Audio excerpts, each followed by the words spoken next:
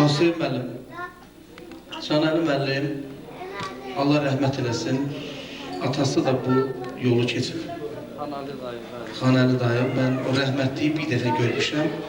Özdə evlad toyu idi, toyun finalına gəldim, çatdım. Lap axıra yetişdim, gördüm, qoca kişi oxuyur. Soruşdum, dedi, atamdır.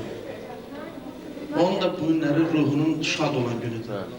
O qədər onun ruhu şaddır ki, dünən, bugün. Bu təbii bir haldır. Amma o kişi indi yaşayanda bu dərəcədə tarixləşmə yox idi. Canəli müəllim bu günləri elə tarixləşdirdi ki, bizim də həyatımızda, bizim də ömrümüzdə bu tarixi günləri yazdı.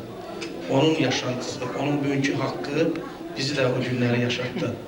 Və dünənləri mən həqiqətən də yaşadım. Bugün də eyni ilə. İndi biz buradan danışıb gedəcəyik həqiqətən. Sonra bu xatirələrə çevriləcək və gözəl bir yaddaş olacaq bizə. Bu tarixdir, doğrudan böyük tarixdir. Onun nəvələri indi inşallah illər keçəcək, bu kaseti qoyacaqlar, baxacaqlar. Canəli müəllim həyatda öz zəhməti ilə ucalan kişilərdəndir.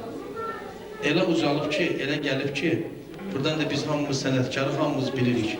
O bütün gücünü tək sənətə qoysaydı, bəlkə də bütün dünya onu... Hələ ona mani olmasaydılar.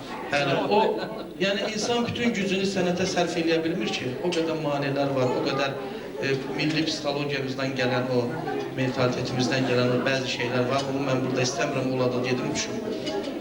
Onlar olmasaydı, Canəli müəllim indikindən 1000 dəfə artıq olardı elə.